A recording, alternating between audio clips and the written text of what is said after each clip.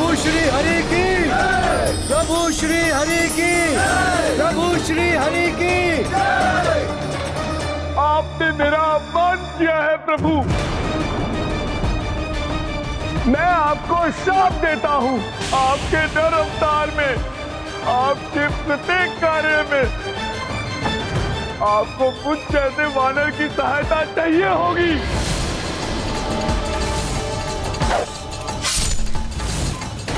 और जिस प्रकार आपने मुझे दुख दिया है ना प्रभु, ठीक उसी प्रकार पत्नी के पिछों का दुख आपको भी झेलना होगा।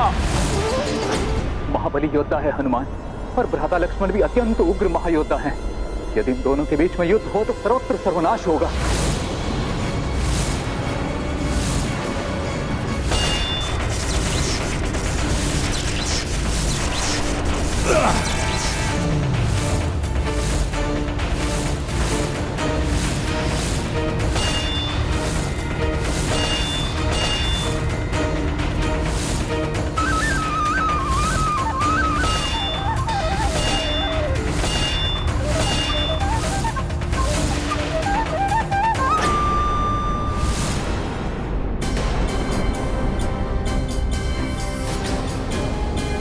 माता की अवस्था को ध्यान में रखते हुए मुझे शीघ्र इस युद्ध को समाप्त करना होगा।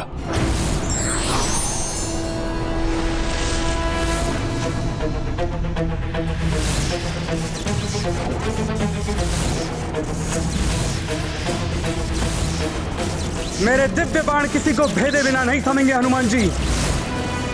फिर वो आपका वज्र के समान शरीर हो या अन्य कोई लक्ष्य। मुझे ये ज्ञात कराने के लिए आपका धन्यवाद भ्राता लक्ष्मण।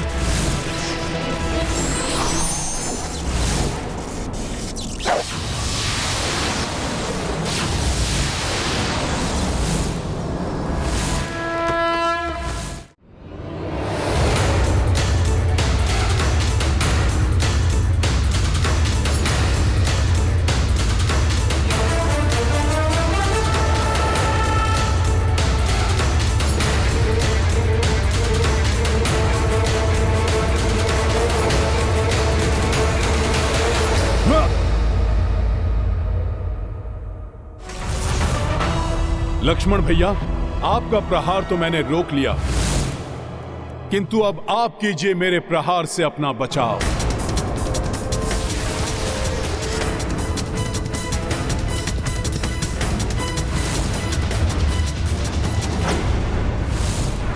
स्वामी, कैसा अनर्थकारी युद्ध है ये, जिसमें दोनों योद्धा श्री राम के लिए ही युद्धरत हैं। एक उनके वचन की रक्षा कर रहा है तो दूसरा उनके मन की।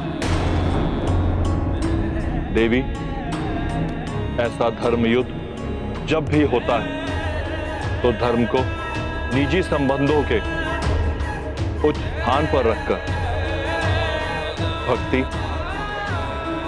और धर्म की प्रतिष्ठा को बल और महिमा प्रदान करता है। किंतु किसका धर्म अधिक महत्वपूर्ण है, ये कैसे स्थापित होगा स्वामी?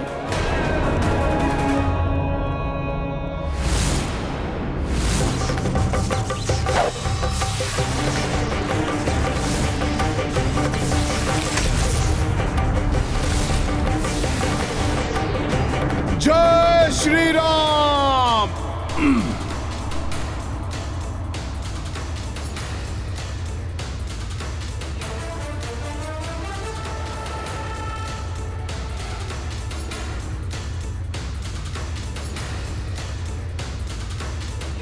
पुत्र हनुमान, मेरे स्वामी के वचन के विरुद्ध जाकर भी उनके और मेरे सुख के प्रति ही निष्ठावान है, जिसके लिए वो कोई भी आघात सहने के लिए प्रस्तुत है। भैया, प्रतीत होता है कि यह भूकंपन तभी रुकेगा जब उन दोनों का युद्ध थमेगा।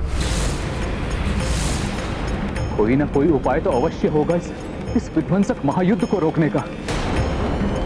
एक उपाय है,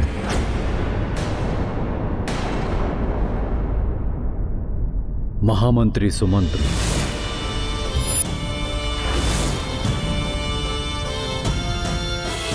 जिनके परामर्श से आपका और आपके भ्राताओं का जन्म संभव हुआ। राजा रोम्पा द्वारा अपनी पुत्री शांता के दान से श्रृंगी ऋषि को पुत्र कामेष्ठी व्रत के लिए तैयार करने का सुझाव इन्होंने ही दिया था। हनुमान के पिता महाराज केसरी जी के घनिष्ठ मित्र हैं सुमंत्र, इसलिए हनुमान इनकी बात कभी नहीं टालेगा। मैंने महामंत्री सुमंत्र को यहां बुला लिया है।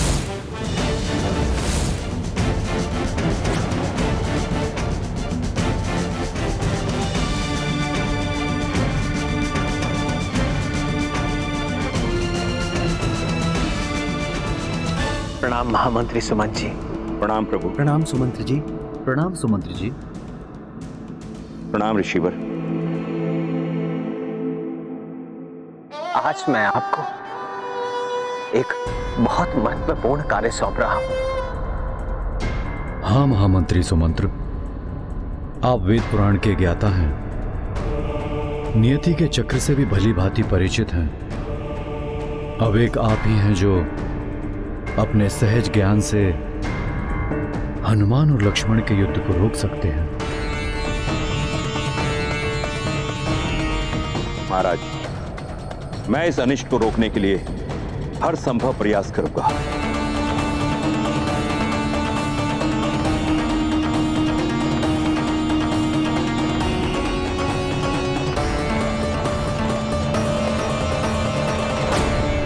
माता की इस अवस्था में मुझे उन्हें अयोध्या ले जाने में अधिक विलंब नहीं करना चाहिए। वज्रास्त्र।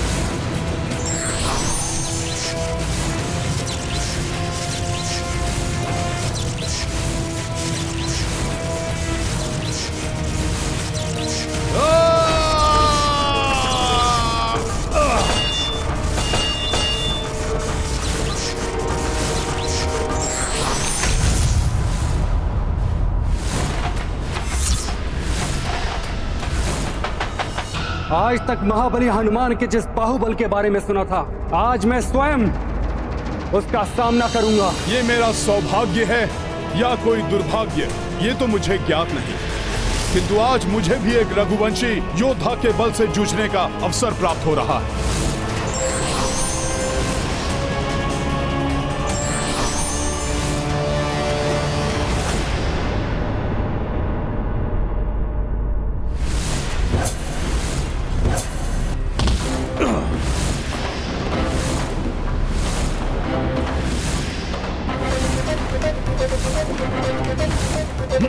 इस अनर्थ का कारण मैं ही हूँ। ना रावण मेरा हरण करता, ना ही स्वामी को ऐसा निर्णय लेने पर बाध्य होना पड़ता, किंतु मेरा दुर्भाग्य इन दोनों के अहित का कारण क्यों बने।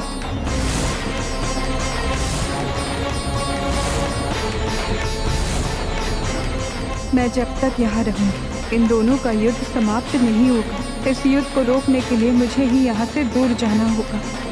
रावण द्वारा उनका हरण करने में एवं धोबी द्वारा उन पर आक्षेप लगाने में तो देवी सीता का कोई दोष नहीं है स्वामी। फिर वो ये आरोप अपने ऊपर क्यों ले रही है? देवी, पाप, लोभ, ईर्ष्या, अहंकार से प्रेरित दुरात्मा पाप कर्म कर आगे बढ़ जाते हैं, किंतु उनके पापों का दोष उनके द्वारा पीड़ित पर ही डाल दिया जाता है। इसलिए पापी के मिट जाने से नहीं, अपितु पाप के मिटने से ही संसार धर्म से मुक्त हो सकता है।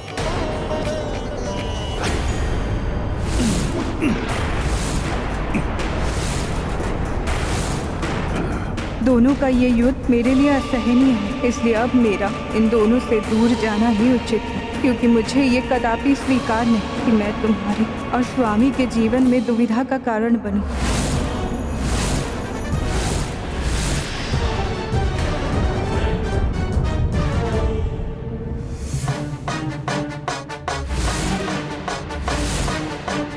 हनुमान जी, मैं भैया को दिया वचन पूर्ण करके ही रहूंगा। भैया लक्ष्मण, अपना पुत्र धर्म निभाने के लिए आपसे कितना भी संघर्ष करना पड़े मैं करूंगा। यदि आवश्यक हुआ तो मैं आपसे अंतिम श्वास तक युद्ध करूंगा हनुमान जी। इस दुखद स्थिति से माता को सुरक्षित करने के लिए मैं भी पीछे नहीं हटूंगा लक्ष्मण भैया।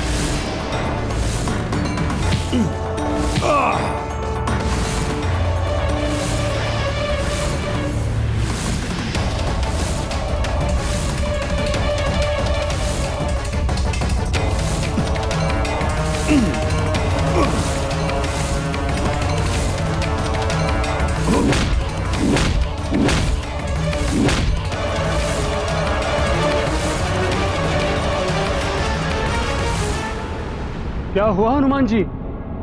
आप रुक क्यों गए? युद्ध से मन भर गया क्या आपका? लक्ष्मण भैया, जब माता ही यहां पर नहीं है तो हम ये युद्ध किसके लिए कर रहे हैं?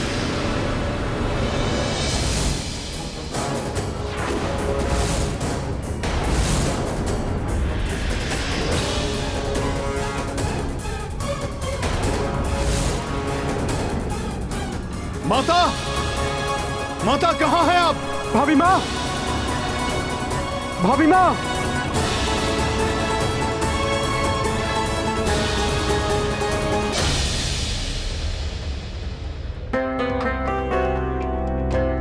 माता के आभूषण? लक्ष्मण भैया, माता यही कहीं होंगी। हमें शीघ्र ही उन्हें ढूंढना होगा। भाभी हमें बिना बताए क्यों चले गई हनुमान जी? भैया लक्ष्मण, आप भी तो बिना वास्तविक कारण बताए उन्हें यहां पर ले आए थे, किंतु व्यर्थ के इस विमर्श में समय गवाए बिना हमें माता को ढूंढना चाहिए।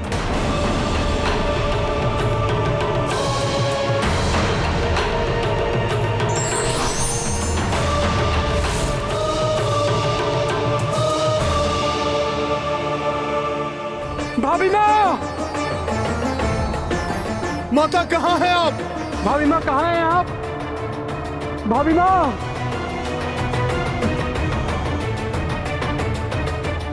भाभी माँ, भाभी माँ कहाँ हैं आप?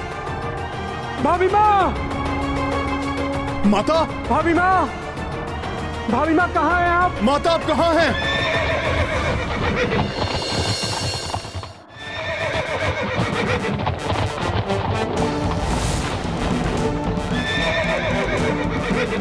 सुमंत्र जी यहां?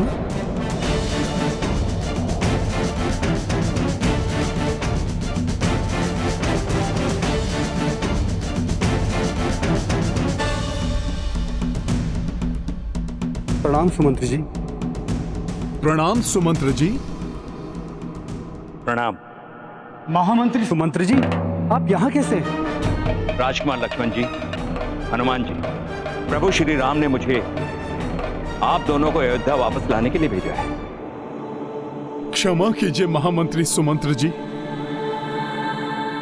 हमारा लौटना नहीं अपितु माता को ढूंढना अति आवश्यक है। इतने घने वन में वो एकाकी कहां होंगी? कहां जाएंगी माता?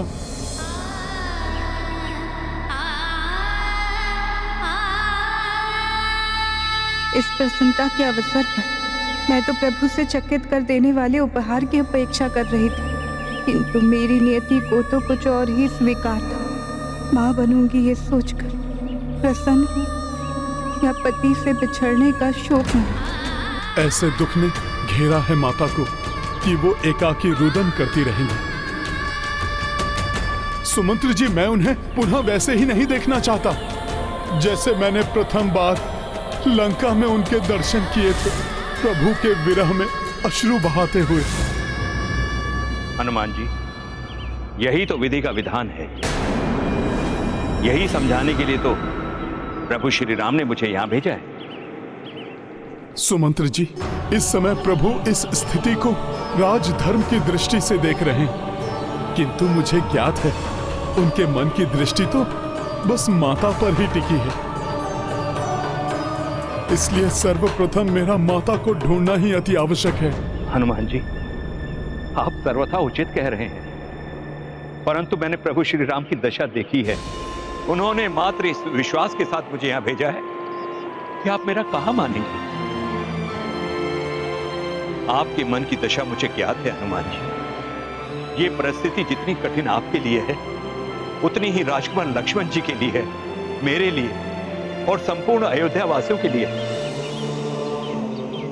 किंतु यही नियति है, इसे टाला नहीं जा सकता। आपको इसे समझने की आवश्यकता है हनुमान जी। सुमंत्र जी, नियति होती तो अवश्य अटल होती, किंतु उस धोबी की कुबुद्धि के कारण हुई इस स्थिति को तो सुधारा जा सकता है। नहीं हनुमान जी, यह घटना भी पूर्व नियत है, जिससे आप और प्रभु श्री राम अनभिज्ञ हैं, और इसका कारण एक श्राप।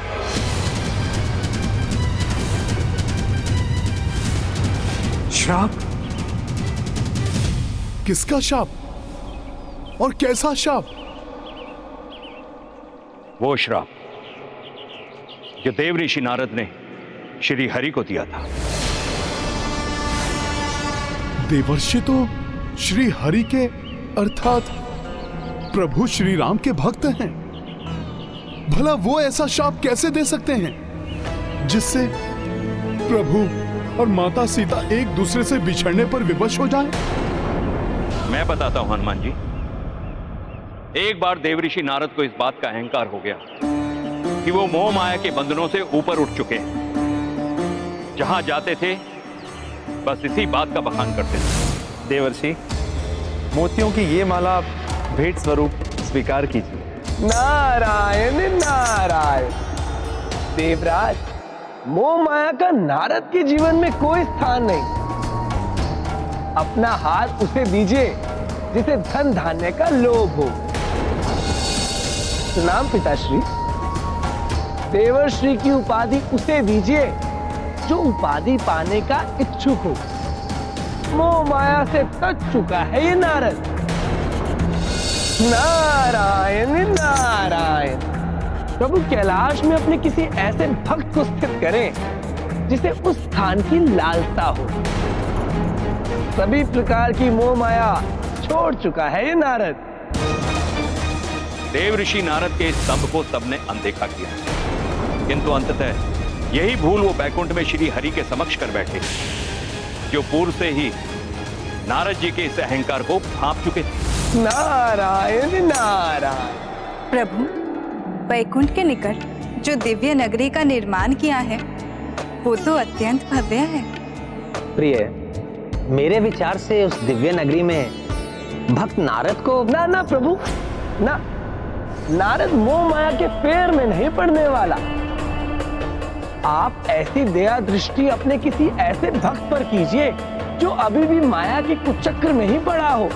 नारायण नारायण।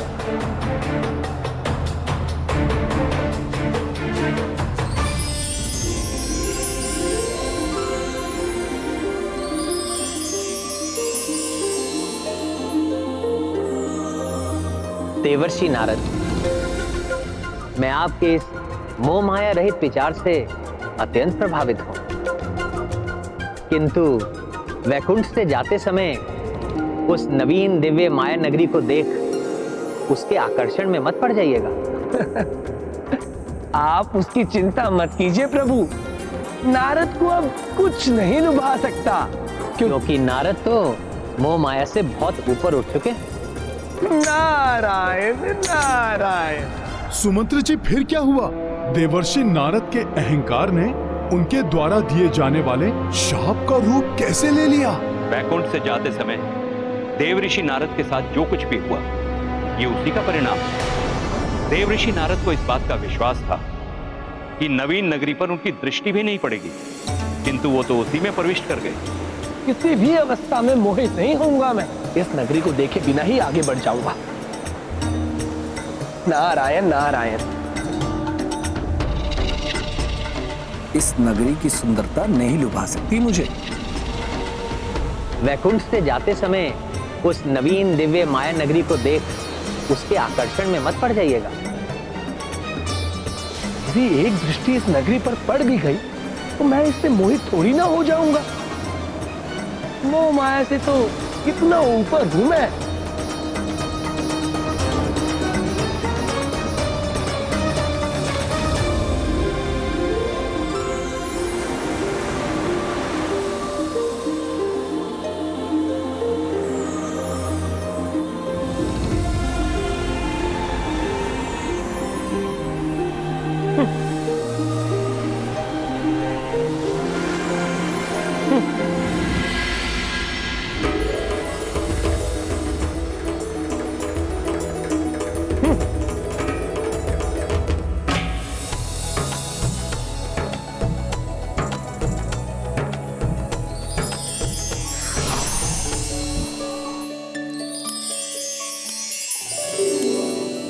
कल तो आप अपने जीवन साथी का चुनाव कर ही लेंगी देवी।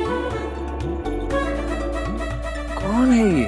मोह माया नहीं, उत्सुकता मात्र है ये। राजकुमारी जी, कुछ सोचा है आपने कि कल स्वयंवर में आप किसे चुनेंगी?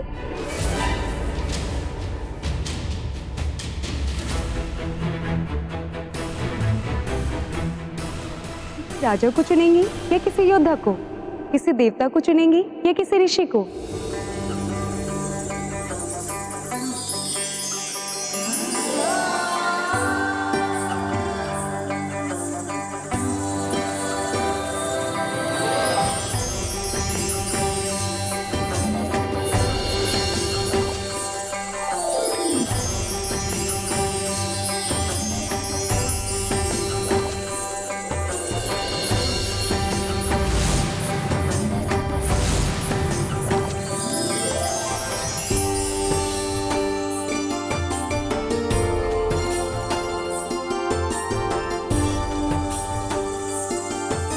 विश्व मोहिनी तो उन्हें ही चुनेंगी जो प्रभु श्री हरि जैसे होंगे, जिनका मुख श्री हरि जैसा होगा, जिनका रूप श्री हरि जैसा होगा।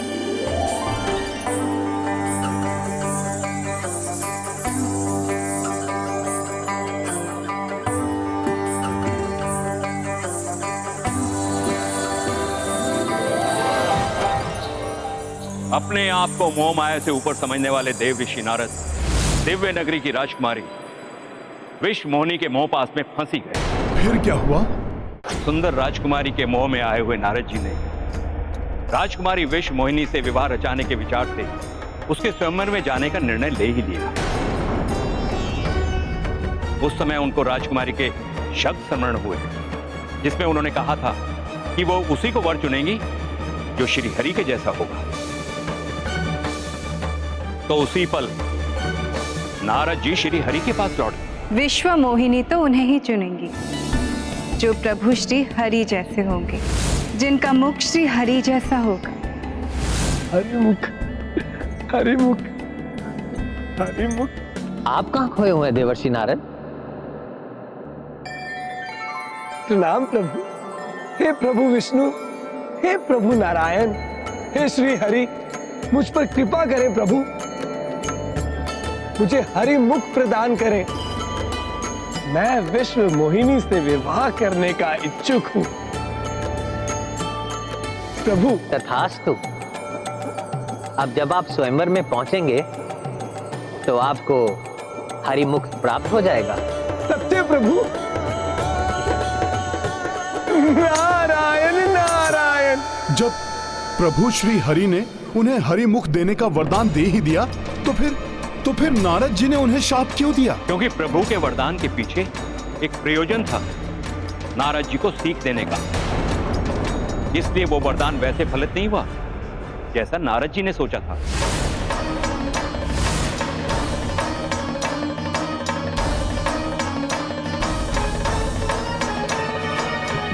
ये कौन सा स्वांग रचा है इन्होंने?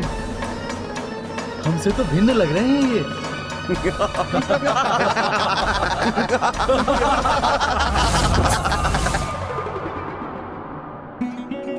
जब मुझे हरि मुख प्राप्त होने का वरदान प्राप्त है तो फिर किस बात की चिंता? नारायण नारायण। प्रतीत होता है इन सभी को मेरे हरि मुख को देखकर ईर्ष्या हो रही है, इसलिए ऐसे देख रहे हैं मुझे। वानर मुख क्यों था उनका?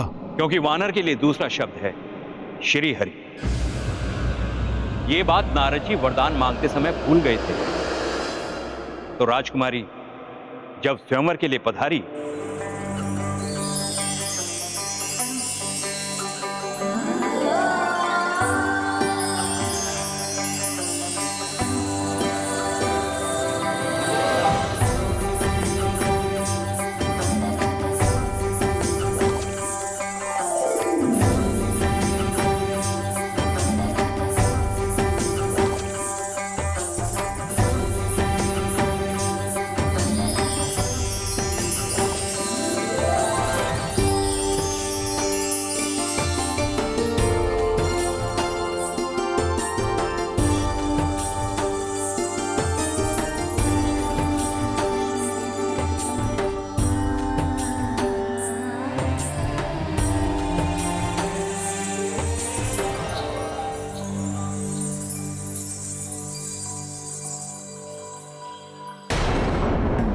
कदाचित राजकुमारी की दृष्टि उचित प्रकार से मुझ पर नहीं पड़ी।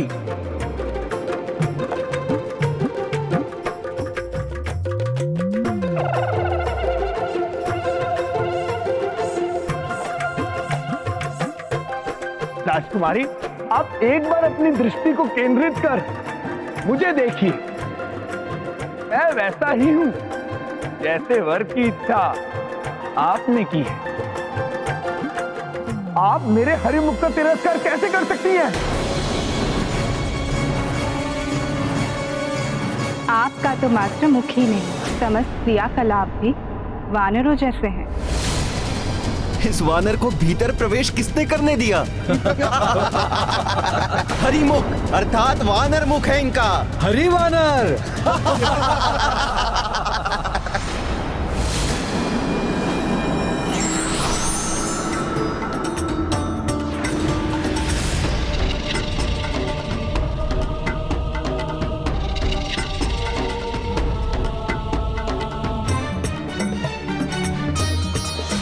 प्रभु श्री हरि की, प्रभु श्री हरि की, प्रभु श्री हरि की, प्रभु श्री हरि की, प्रभु श्री हरि की, प्रभु श्री हरि की, प्रभु श्री हरि की, प्रभु श्री हरि की। आपने मेरा अपमान किया है प्रभु। मैं आपको शाप देता हूं। आपके नर अवतार में, आपके प्रत्येक कार्य में आपको मुझ जैसे वानर की सहायता चाहिए होगी।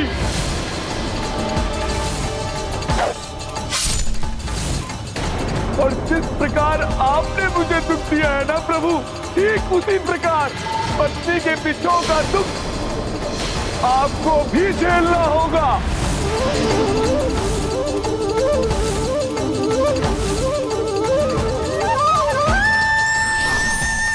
उसी श्राप के कारण आज माता सीता को प्रभु श्री राम से विलग होना पड़ रहा है। सुमंत्र जी, नियति है तो भी मैं माता को वन में एकाकी कैसे छोड़ सकता हूँ? हनुमान जी, नियति ने इस घटनाक्रम के साथ उस स्थान को भी नियत कर रखा है जहां माता सीता को शरण प्राप्त होगी। वहां अनेक ऋषि मुनियों के आश्रम हैं।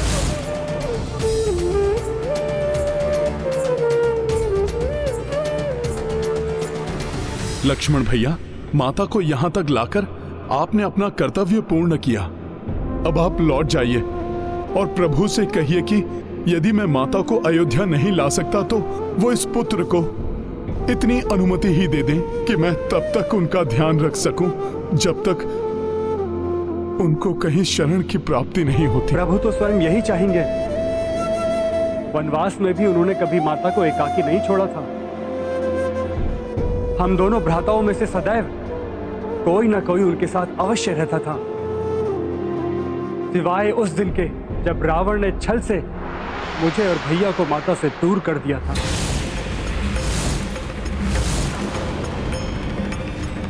भैया लक्ष्मण, तब आप मुझे आज्ञा दीजिए जिससे मैं शीघ्र माता को ढूंढ सकूं। हनुमान जी, भाभी माँ का ध्यान रखिएगा।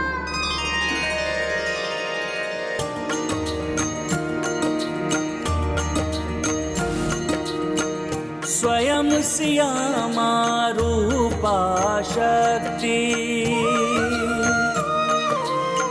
मर्यादा पालन बन भटकी, भावुक चित्त ढूंढे कपिराई, किंतु माता झलक न पाई। राम सिया राम जय हनुमान। जीव अरण्य दिशायक जाए, हनुमत मन संशय उपजाए। जानकी अब निद्रा को पाई, सिंह भुजंग निकट सब जाए। राम सिया राम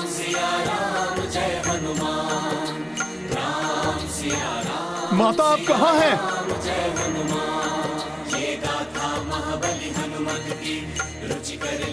प्रतीत हो रहा है माता सीता कहीं निकट ही हैं।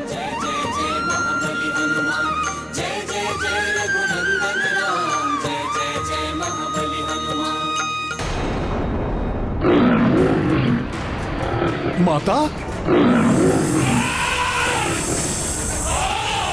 ये हिंसक वन्य पशु माता के आसपास।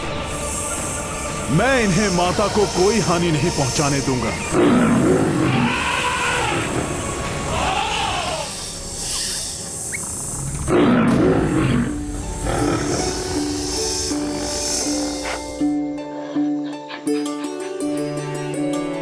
किंतु ये सब तो माता को कोई हानि पहुंचा ही नहीं रहे हैं।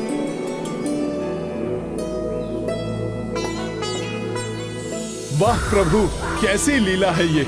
अवश्य ही माता के सदाचरण एवं नारी धर्म के तेज का प्रभाव है ये, जो हिंसक पशु भी हिंसा का त्याग करके माता की सेवा में लगे हुए हैं।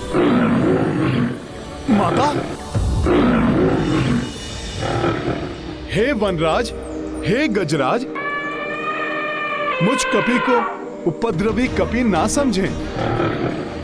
मैं तो इन दुखियारी माता का अभागा पुत्र हूं। मैं तो आभारी हूं आप सबका, जो आप सब मेरी माता का ध्यान रख रहे हैं। किंतु आप सब मुझे माता के दर्शनों से वंचित ना करें।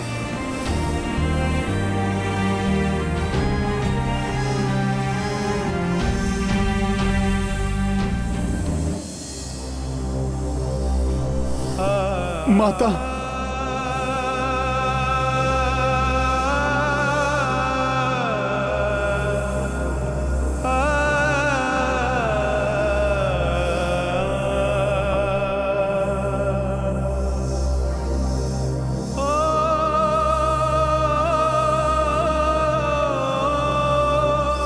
ऐसा दारुण दृश्य, इन कठोर शिला की शैया पर मेरी कोमल माता। हे ईश्वर, अपनी माता को इस प्रकार नहीं देख सकता ये पुत्र। हे भूदेवी, माता सीता तो आपकी पुत्री हैं। हे वनदेवी, माता भूमिजा होने के कारण बहन है आपकी। माता की सहायता कीजिए। इन कठोर परिस्थितियों में इन्हें सुख की कुछ छांव दीजिए।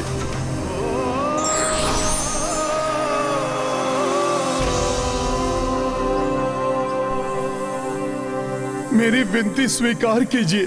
मेरी माता के कष्ट कम कर दीजिए माता।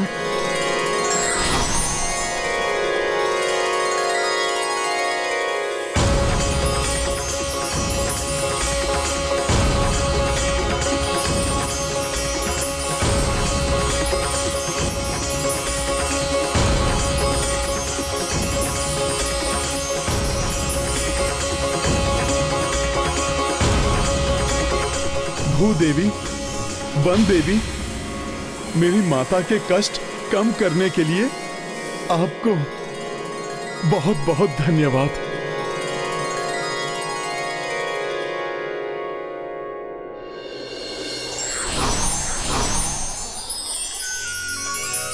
प्रकृति के इस सुंदर परिवर्तित वातावरण में जब तक माता विश्राम कर रही हैं, तब तक मैं माता के भोजन के लिए फल आदि और पीने के लिए जल की व्यवस्था कर देता हूं।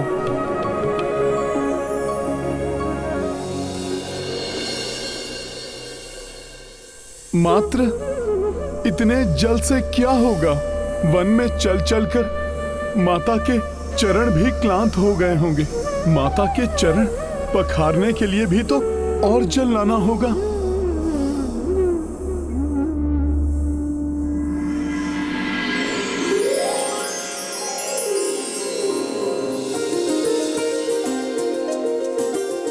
नन्ही गिलहरियों, आप हमारी सहायता के लिए आई हैं।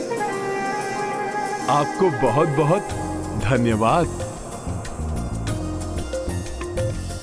मात्र भूदेवी और वन देवी ही नहीं, यहाँ तो उनकी संतानें भी माता के लिए अपनी सेवाएं प्रदान करने को प्रस्तुत हैं।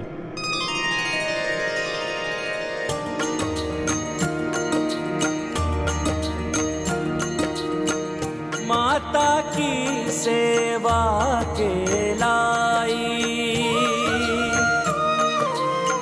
तत्पर वन्य जीव कपिराई, सब हुसिया सेवा महव्यस्ता, मिलजुल के करी भोजन व्यवस्था। राम सिया राम जय हनुमान। अभि परंतु कपि चित्त पीड़ित, राम कंज नयन जल पूरित। राम सिया चल को भिगाए, कपि दृग नीरमा चरना गिराए। राम सिया राम जय हनुमान। राम सिया राम जय हनुमान। ये गाथा महाबली हनुमत की, रुचिकर लीला राम भगत की। जय जय जय रघुनंदन राम, जय जय जय महाबली हनुमान। जय जय जय रघुनंदन राम, जय जय जय महाबली हनुमान। पुत्र हनुमान, तुम यहाँ? इस समय तो तुम्हारी आवश्यकता मुझसे अधिक रघुनंदन को है। मैं उनकी हृदय की व्यथा को जानती हूँ। मैं तो यहाँ प्रकृति के अंक में सुख से विश्राम कर रही थी। मेरे रघुनंदन तो हर क्षण मेरे विरह की अग्नि में तप रहे होंगे। तुम्हें तो उनके समीप होना चाहिए था पुत्र। क्षमा करें माता, प्रभु तो अपने भ्राताओं, अपनी माताओं के निकट है, किंतु आपका ये पुत्र अपनी माता को वन में एकाकी छोड़कर कैसे जा सकता है? माता, ये जो कुछ भी हुआ है अनुचित है। ये दुखी मत हो पुत्र। मेरा त्याग करने का निर्णय अयोध्या के राजा राम का निर्णय है। तुम्हारे प्रभु या मेरे स्वामी रघुनंदन का नहीं।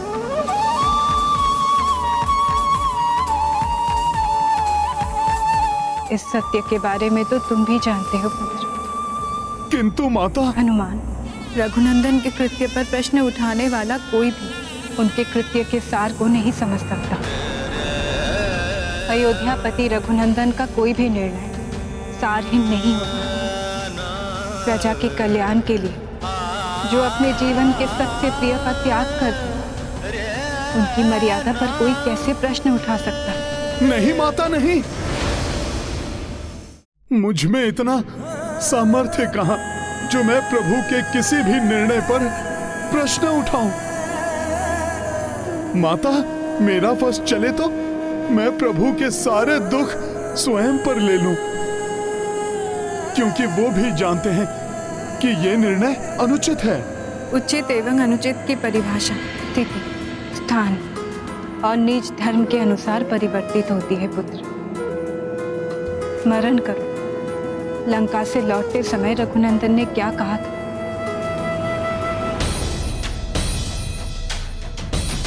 अयोध्या के राजा राम ने जो किया उचित ही किया। प्रजा के मन में उपजे संदेह का शमन ना करने वाला राजा अविश्वास को जन्म देता है, और वही अविश्वास प्रजा के मन में धीरे धीरे विद्रोह का रूप लेता है। माता, स्वर्ण के समान शुद्ध एवं गंगा के समान निर्मल है आपका हृदय। पतिदेव के द्वारा त्याग किए जाने के पश्चात भी आपके मन में उनके प्रति तनिक भी द्वेष या रोष नहीं है। पुत्र हनुमान, ये तो तुम भी जानते हो, जिसके हृदय में स्वयं श्री राम, उसके हृदय में कोई द्वेष या रोष नहीं हो सकता। तेरे लिए तेरी प्रभु की इच्छा ही सबसे बड़ा सुख है। माता, आप अपना पति धर्म निभा रही हैं और प्रभु राजधर्म निभा रहे हैं, तो आप मुझे भी अपना पुत्र धर्म निभाने के लिए यहाँ आपके समीप रहकर आपकी सेवा करने की मुझे अनुमति दीजिए। यदि मैंने हनुमान को यहाँ रहने की अनुमति दी तो स्वामी को वहाँ कौन संभालेगा? नहीं नहीं, मैं ऐसा नहीं कर सकती। यदि हनुमान स्वामी के पास नहीं रहे तो स्वामी मेरे विरह की पीड़ा में टूट जाएंगे।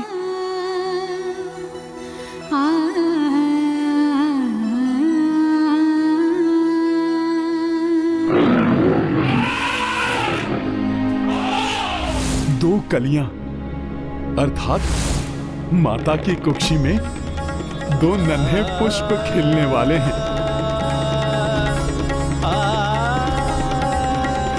माता, मुझे पूर्ण विश्वास है कि यदि प्रभु को ज्ञात हो गया कि आप मां बनने वाली हैं, तो प्रभु आपको कदापि एकाकी नहीं छोड़ेंगे।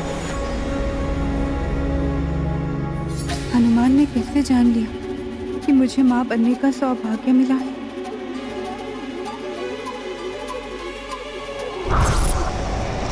ये सुगंध, ये तो किसी शिशु की मधुर सुगंध है।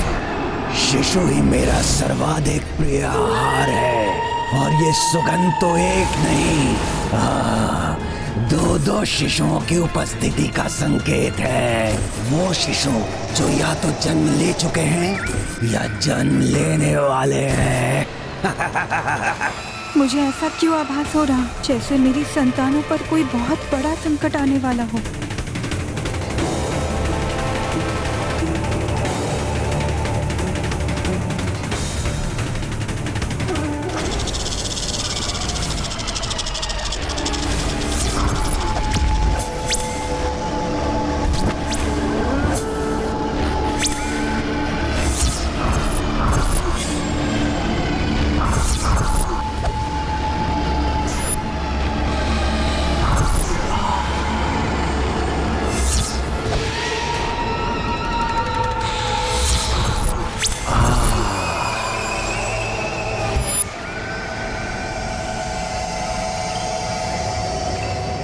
शिशु ही मुझ शिशु भक्षक का सर्वाधिक प्रिय आहार है।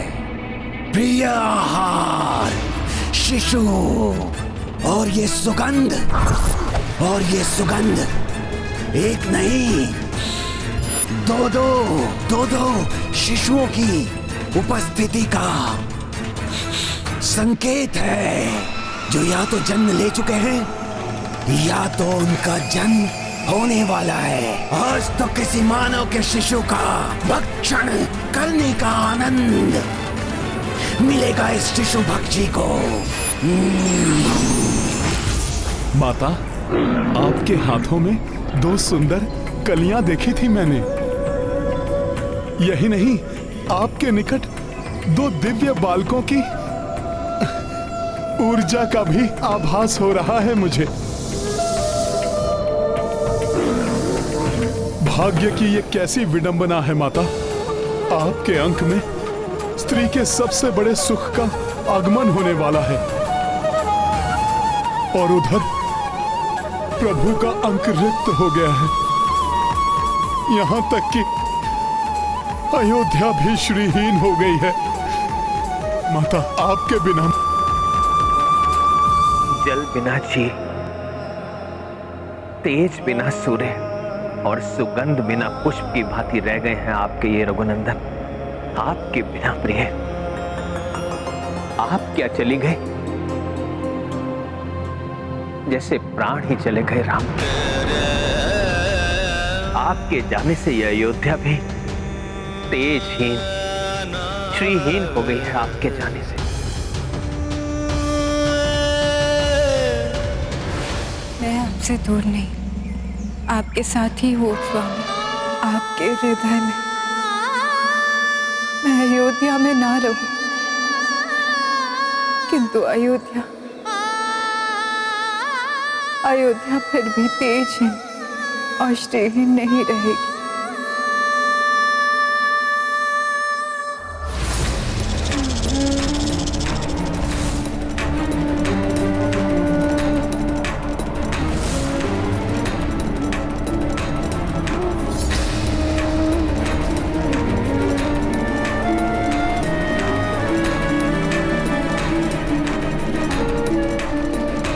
सीते,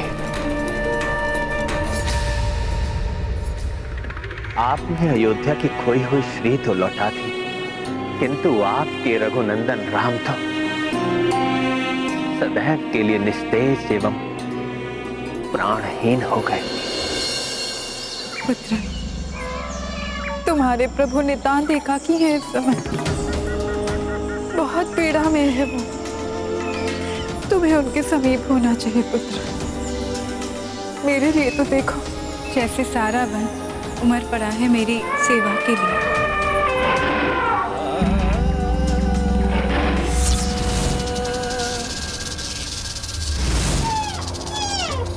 माता, आप मां बनने वाली हैं।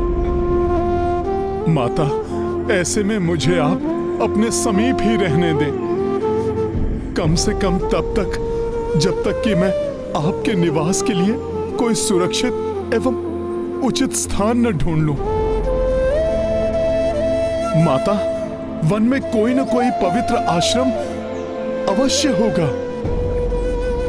ना जाने किन भाग्यवान ऋषि के आश्रम में आपको शरण मिलेगी।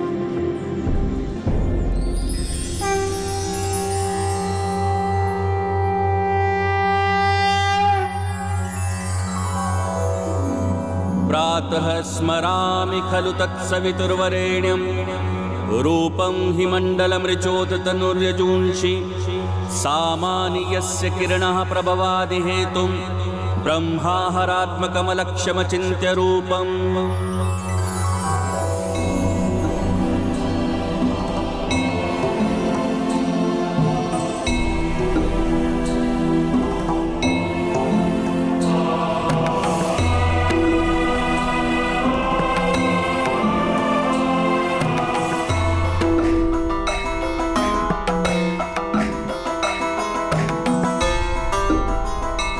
राम राम राम श्री राम राम राम। वाल्मीकि जी रमते रमते आश्रम आए, राम को जपते। उठ कुटिया खोजे कबीराई, इत ऋषि ध्यान करे रघुराई। राम सिया राम जय हनुमान। देखी राम अवध को पधारी, वाल्मीकि मुख स्मित धारी। कपिभट के वन मार्ग नान्ता, आश्रम ना पाए हनुमंता। राम सिया राम जय हनुमान। सुमंत्र जी ने तो बताया था कि यहाँ निकट ही आश्रम है, जिसे नियति ने माता सीता के निवास के लिए चुना है। किंतु यहाँ आश्रम तो क्या, कोई छोटी सी कुटिया भी नहीं दिखाई दे रही है। राम राम राम श्री राम राम राम। राम राम राम श्री राम राम राम। राम राम राम श्री राम राम राम। राम राम राम श्री राम राम राम। भले ही वन्य जीव माता की सेवा के लिए उपस्थित हैं, किंतु उनके आश्रय में भी मैं माता को नहीं छोड़ सकता। मुझे शीघ्र ही आश्रम ढूंढना होगा।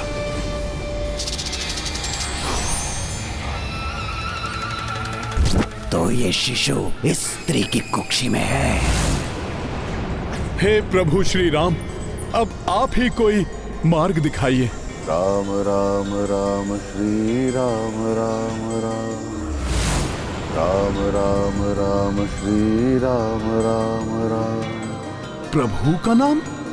राम राम राम श्री राम राम राम। राम राम राम श्री राम राम राम।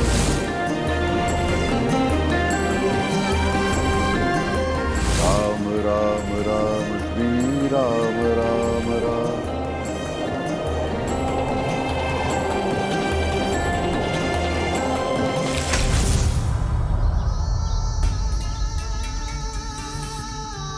अवश्य ही इसी आश्रम को नियति ने चुना है माता सीता के निवास के लिए।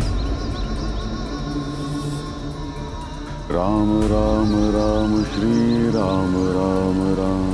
राम राम राम श्री राम राम राम।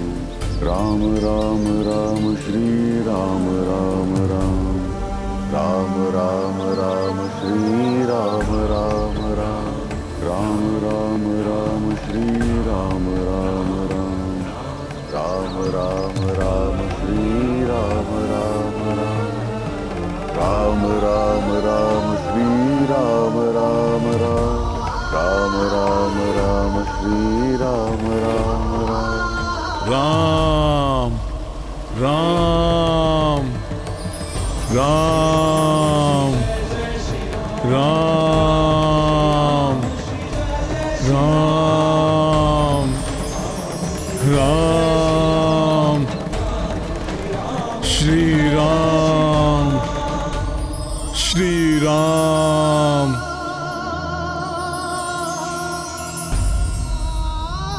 ये हनुमान ही हो सकते हैं। कितना सुंदर है ये क्रौंच पक्षियों का जोड़ा, कितना मनोहारी है इनका प्रेम।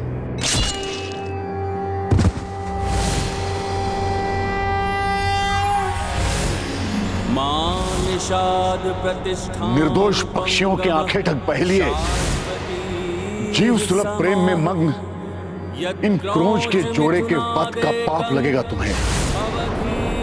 तुम जीवन में कभी सुखी नहीं रह सकोगे।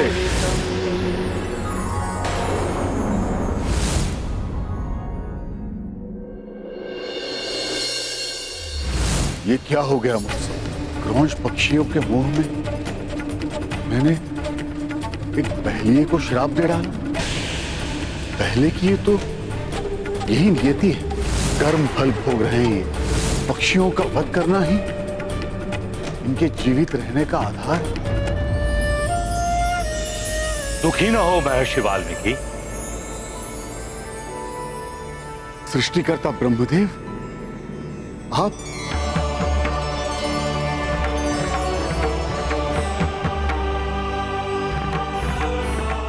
महर्षि वाल्मीकि, इस घटना से आपके हृदय के उद्गार के रूप में जिन पंक्तियों का प्रस्फुटन हुआ है वो एक कथा है, जो माध्यम है किसी भी कथा को सुंदर रूप से व्यक्त करने की। इसे काव्य कला के रूप में सारा जग जानेगा। काव्य कला? हाँ ऋषिवर, आपके माध्यम से एक महाकाव्य की रचना होने वाली है, जिसके पश्चात ये जग आपको आदि कवि के नाम से जानेगा। और वो महाकाव्य ग्रंथ होगा प्रभु राम एवं देवी सीता के जीवन पर आधारित रामायण। इस महाकाव्य की रचना के लिए आपके ज्ञान चक्षु आपके सहायक होंगे, जिनसे आप श्री राम के जीवन की समस्त घटनाओं का अवलोकन कर सकेंगे। मैं आपके नेत्रों को वो दिव्य शक्ति प्रदान करता हूं जिनसे आप श्री राम और उनके जीवन से जुड़े हुए समस्त मानवों, दानवों, देवताओं और अन्य जीवों के क्रियाकलापों को स्वतः ही देख सकेंगे, उनके मन की भावना जान सकेंगे। और ये कार्य अभी से ही आरंभ हो जाएगा।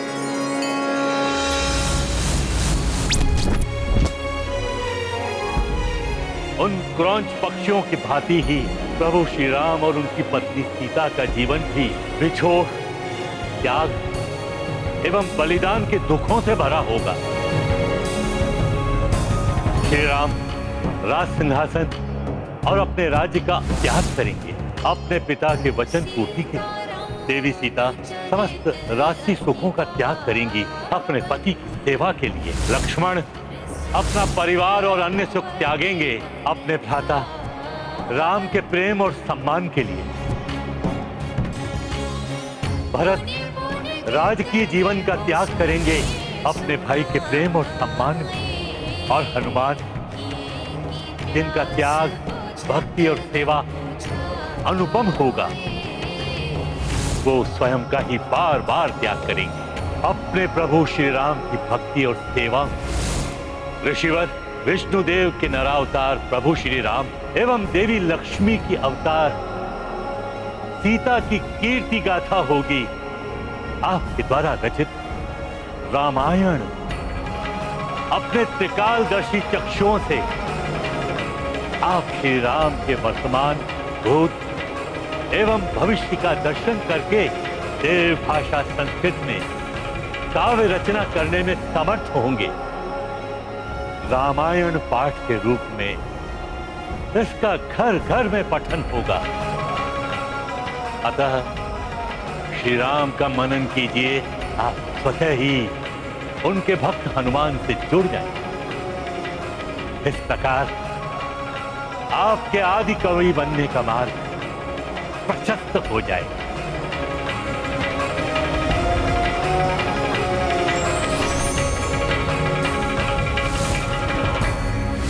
आप श्री राम भक्त हनुमान है ना? हाँ ऋषिवर, आपने सत्य ही पहचाना। मैं हनुमान ही हूं।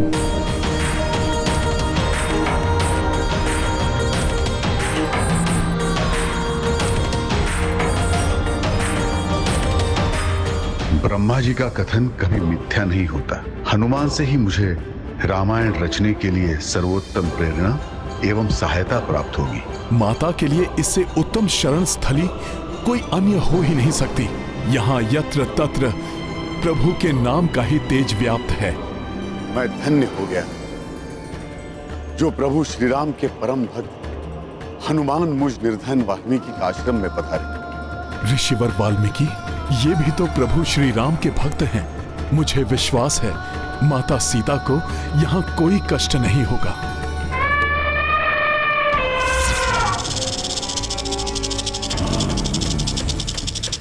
दो कलियां, अब ये कलियां कभी खिल नहीं पाएंगी। अब कोई दिव्य शक्ति स्त्री की रक्षा कर रही है, अर्थात ये कोई साधारण स्त्री नहीं है। मैं भी शिशु पक्षी हूँ। ऐसी दिव्य सुरक्षा को सहन करते हुए आगे बढ़ना आता है मुझे। कोई भी शिशु जन्मा हो या जन्मा, शिशु पक्षी से नहीं बच सकता। हाँ, मेरी अजन्मी संतान, अब इस एकाकी सीता के जीवित रहने का कारण मात्र तुम हो, अन्यथा।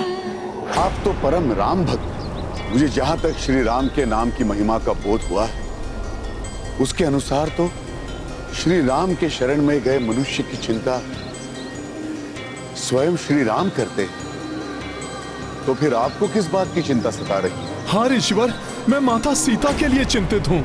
उनके लिए उचित शरण स्थली, कोई उपयुक्त पवित्र आश्रम ढूंढते हुए मैं यहाँ तक आया हूँ। माता सीता के लिए आश्रम? अयोध्या के महारानी के लिए शरण स्थली? ऋषिवर, प्रभु श्री राम मर्यादा पुरुषोत्तम हैं। उनकी प्रजा में एक धोबी और उसकी पत्नी में कुछ मतभेद हुए और पति ने माता सीता को उदाहरण बनाते हुए अपनी पत्नी के चरित्र पर उंगली उठा दी, जिसे प्रभु ने देख लिया और उसे प्रजा के मन की बात मानकर उन्होंने माता सीता का परित्याग कर दिया। ये तो बड़ा ही अनर्थ हो गया श्रेष्ठ धर्म का पालन करने वाली देवी सीता के साथ। हाँ ऋषिवर, अपने श्रेष्ठ नारी धर्म का पालन करते हुए माता ने प्रभु की इस इच्छा को आदेश मानकर पुनः वनवास स्वीकार कर लिया।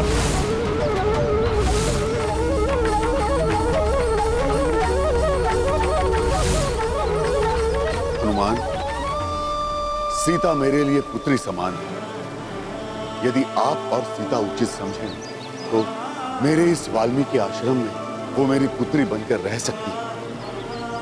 उनके पदार्पण से मेरा ये आश्रम धन्य हो जाएगा। अवश्य अवश्य ऋषिवर, आपके संरक्षण में माता सीता रहेंगी तो मैं भी निश्चिंत हो जाऊंगा। तो मुझे शीघ्र ही ले चलिए मेरी पुत्री सीता के पास। कहाँ है वो? ऋषिवर, माता यहाँ से उत्तर दिशा में कुछ ही दूरी पर हैं। आप आइए, मैं आपको स्वयं ले चलता हूँ। चलो।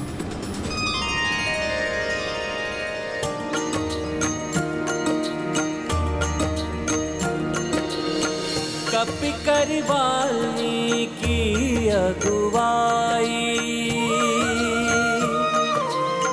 जानकी दर्शन को जब जाए। कंटक पत्थर सब बिसराए, नग्न चरण ऋषि दौड़े जाए। राम सिया राम जय हनुमान। उचित शरण मां सीता पाई, आशान्वित हुए कपिराई। सीता अकेली मौन को धारे, भावी संतानों को विचारे। राम सिया राम जय हनुमान।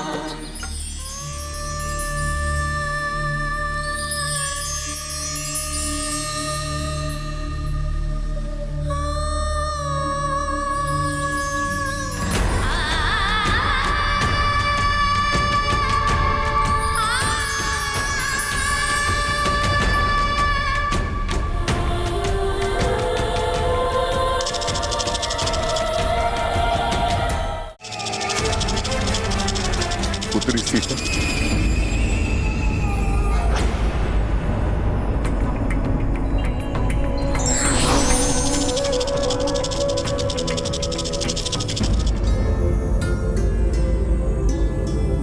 प्रणाम ऋषिवर। माता, ये महर्षि वाल्मीकि हैं।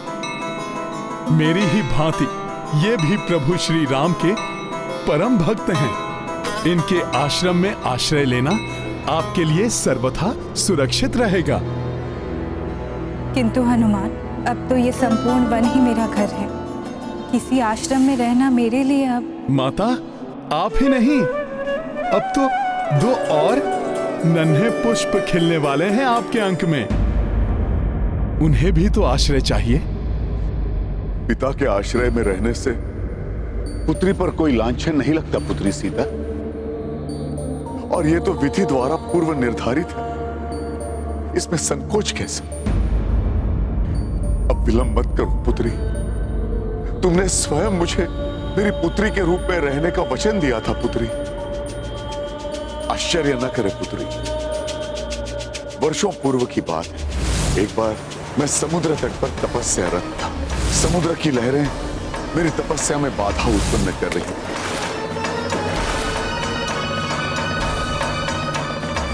उन लहरों को नियंत्रण में करने की मैंने समुद्र देव से प्रार्थना की।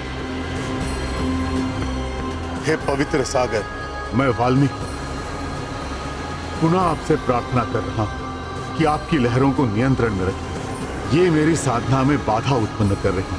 किंतु अभिमानवश उन्होंने मेरी प्रार्थना पर ध्यान नहीं दिया और लहरें बारंबार मेरी तपस्या में बाधा उत्पन्न करने लगी। मुझ विशाल सागर को उलाहना मत दीजिए ऋषि वाल्मीकि। कदाचित आपको ज्ञात नहीं, संपूर्ण संसार को सुख और समृद्धि प्रदान करने वाली देवी लक्ष्मी का पिता हूं मैं। उचित होगा कि आप अपनी तपस्या के लिए कोई अन्य स्थान ढूंढें। देवी लक्ष्मी का पिता होने का इतना अभिमान, स्वयं को बहुत महान समझते हैं ना? ऐ अभिमानी सागर, सुनो, ये प्रण है मेरा। एक दिन मैं भी देवी लक्ष्मी का पिता बनकर दिखाऊंगा।